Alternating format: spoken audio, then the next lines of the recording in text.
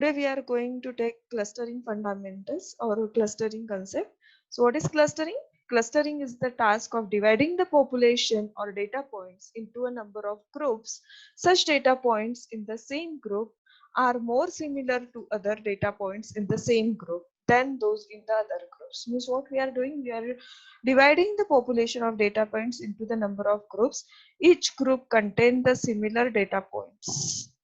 Is it clear? And other group contains the next category for similar data points. Is it clear? So in simple words, the aim is to segregate groups with similar traits and assign them into the cluster. Now we'll understand this with the example. Suppose you are the head of a rental store and wish to understand the preferences of your customer to scale up your business. Okay. Now, is it possible to look into the details of each customers and devise a unique business strategy? No, right?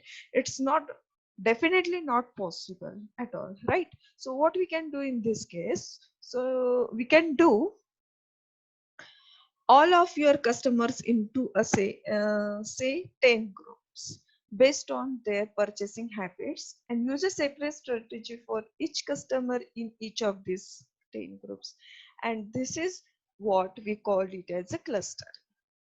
So broadly speaking, clustering can be divided into two subgroups: hard clustering and soft clustering. So what is hard clustering? In hard clustering, each data points either belongs to a cluster completely or not. For example, in the above example, each customer is put into one group out of the 10 groups.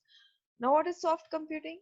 In soft computing or soft clustering, instead of putting each data point into a separate cluster, a probability or a likelihood of the data point to be chosen as a cluster is assigned. For example, from the above scenario, each customer is assigned a probability to be in either of 10 clusters of the retail store. So is it clear? Hard clustering and soft clustering. Hard clustering, we assign the data into the uh, separate groups, and in soft computing, what we do, we take the probability or likelihood to form the clusters or to put the data points into that clusters. Now, next we'll see the K-means clustering algorithm. Okay. Now, K-means clustering algorithm means what? K means what? How many clusters you have to form, that is represented by the K. Okay. Now, this will explain with the help of example. Now, here one data set is considered.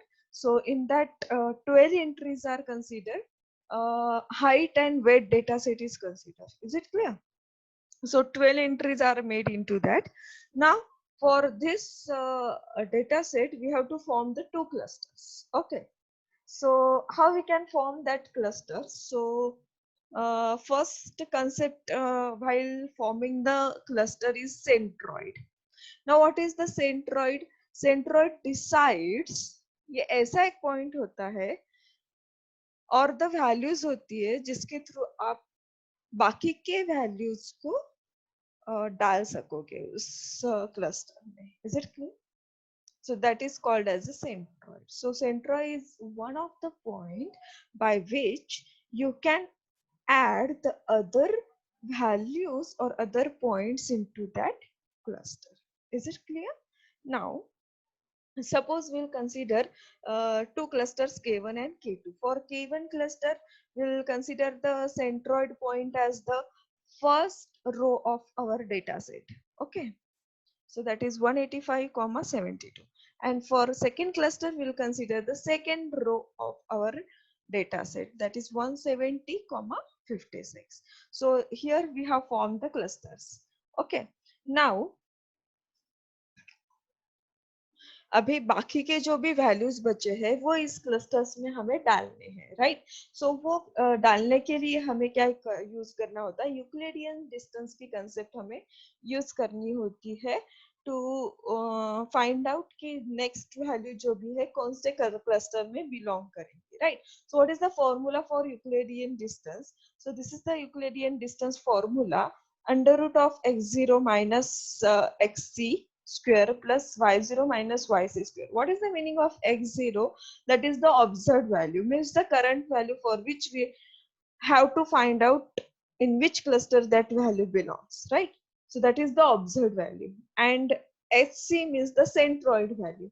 जो भी currently centroid value है, that is nothing but the centroid value. Is it clear? So we'll find out the Euclidean distance for the third row.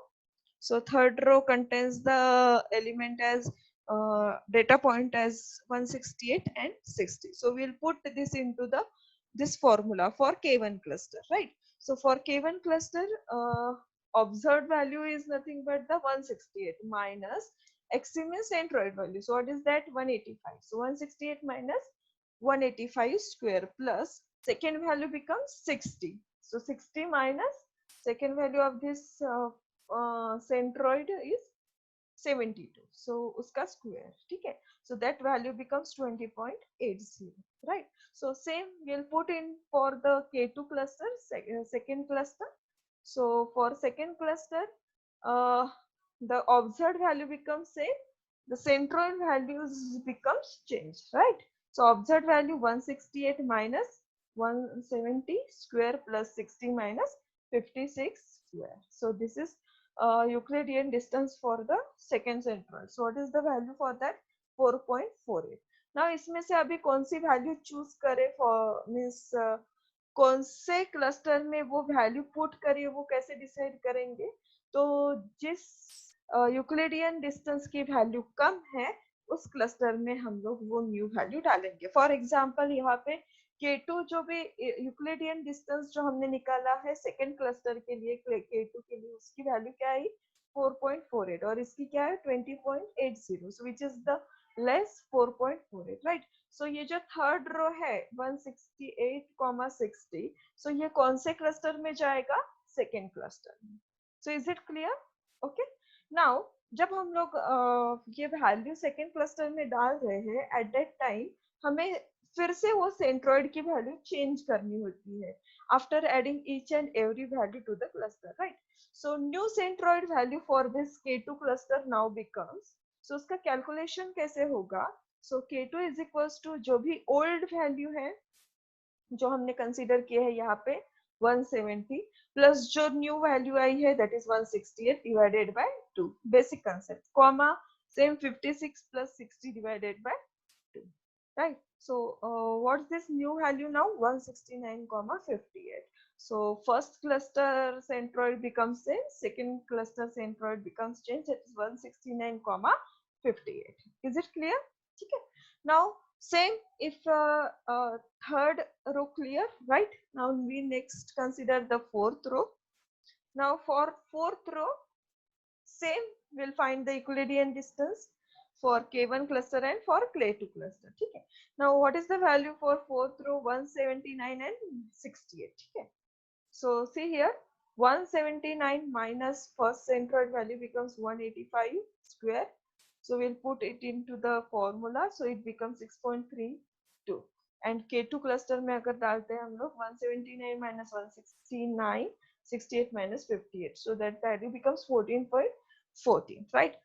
So same अभी ये जो fourth row है वो कौन से cluster में जाएगा? then जैसे हमने बोला है जिसका यूक्लिडियन डिस्टेंस की वैल्यू कम होगी उस क्लस्टर में जाएगा, राइट? सो K1 क्लस्टर में जाएगा. Is it clear? नाउ अभी K1 क्लस्टर का हमें सेंट्रोइड चेंज करना होगा, राइट? तो हम K1 क्लस्टर का सेंट्रोइड चेंज करेंगे. Then what is that then? So 185 plus 179 divided by 2, so that becomes 182,70. So is this clear? So likewise, so here we can see K1 cluster 182.70 and K2 cluster same, that is 169.58. So we'll do in the similar manner for the all remaining rows, and finally the answer becomes for in K1 cluster, in K2 cluster only 2 rows included, that is 2 and 3, and in K1 clusters all the other remaining rows are included. So is this clear? So clear how we can use the K-means clustering algorithm to find out the clusters for the given data set. So is this clear? Okay. Now we'll take the next topic as hierarchical clustering. Now clustering clears. K means clustering clears. Now next topic is hierarchical clustering. Okay. Now what happen in hierarchical clustering? So first of all, we'll see the basic concept of cluster. So here if we consider the two clusters K1 and K2 which are having some data points, ठीक है? तो K1 cluster में जो भी data points हमने circle किए हैं, what is the meaning of that? Some similarity होगी उसके बीच में, इसी वजह से वो एक cluster में आया है, right? So अगर कुछ similarity होती है तो एक cluster में आएगा. Same अगर K1 K2 हम लोग लेते हैं तो there is some miss similarity or miss classification, right? So that's why ये जो दो data points है वो दो अलग-अलग cluster में गए हैं, right? So that is clear. Okay. Now this hierarchical means hierarchy of cluster we have to see now. Clustering clear now. Hierarchy of that cluster we have to see. Okay, so that can be implemented using two strategies, that is uh, agglomerate agglomerative and divisive, right? So agglomerative works with the bottom up approach and divisive works with the top down approach. Now how that agglomerative works, that we will see. Okay, now suppose we are having some data points, say only consider only the data points as A, B, C, D, E. Don't consider that all other circles. Okay, only consider that A, B, C, D, E circle. Okay, so these are the data points that we have plotted into the XY axis, right? Now if we group, जैसे हम लोग यहाँ पे देख रहे हैं कि जो भी सिमिलैरिटी मीन्स नजदीक वाले हैं, that forms the one cluster means similarity होगी उसमें, इसीलिए नजदीक आए हैं, right? So same if you consider A and B, right? कितने फर्स्ट ऑफ ऑल कितने पॉइंट्स है हमारे पास? A B C D E. So we have put it into the separately on the right hand side of this xy plane. Okay, now if we consider AB ये similarity show करता है, इसीलिए हमने उसे क्या किया, एक क्लस्टर में डाल दिया. तो AB एक क्लस्टर में आए, इसलिए AB के अराउंड हमने एक राउंड शेप और ओवल शेप हमने ड्रॉ किया. That is nothing but one cluster which contains the data points A and B. सो उसी तरह राइट हैंड साइड में हमने ए बी को कंबाइन कर दिया और उसे उसका सेंट्रॉइड क्या हो गया, A B. Is this clear? Same यहाँ पे अगर ऊपर देखते हो तो सी डी ये ज्यादा नजदीक है ई से, राइट? तो सी डी को हमने एक क्लस्टर में डाल दिया. ओके, सो उसका सेम फिर से यहाँ पे राइट साइड में सी डी को कंबाइन किया और उसका सेंट्रॉइड क्या हो गया, C D, right? Now C D के पास ही ई पॉइंट है हमारा, राइट? सो सी डी ये एक ऑलरेडी एक क्लस्टर में है, E S separate data point है और उसके अराउंड हमने एक ओवल और सर्कल ड्रॉ किया. That is one of the cluster. So that we have combined on the right hand side also. CD we have already combined E. So what that centroid becomes CD. ठीक है. Now ये फिर से हमने सभी ये एक ही इसमें कंबाइन कर लिया, एक ही क्लस्टर में. That becomes A B C D E, सभी एक इसमें किया है, राइट? सो इसे ये जो राइट हैंड साइड वाली डायग्राम है इसे क्या बोलते हैं हम लोग, dendrogram. Is it clear? So यहाँ पे हम लोग कौन सा अप्रोच फॉलो कर रहे हैं, बॉटम अप अप्रोच फॉलो कर रहे हैं, इसीलिए हम लोग उसे क्या बोलेंगे, ऑग्लोमेटरी अप्रोच और agglomerative cluster. So is this clear? Now what happen in divisive? So divisive में इसका अपोजिट होगा. जैसे पहले ही हमें होल क्लस्टर दिया होगा, जैसे ए बी सी डी ई, उसको हम फिर से सब डिवाइड करेंगे. So according to our concept, now we are dividing over here. We are not applying any strategy for dividing. So AB, CD, E में हमने divide किया पहले उसको, then AB को फिर से A and B separately divide किया, CDE को फिर से separately divide किया, CD and E में फिर से CD को divide किया, CD. Means same इसका जो agglomerative approach है उसका ही जो last आउटपुट है वो एज ए इनपुट होगा डिविजिव को, और अपोजिट प्रोसेस होगी.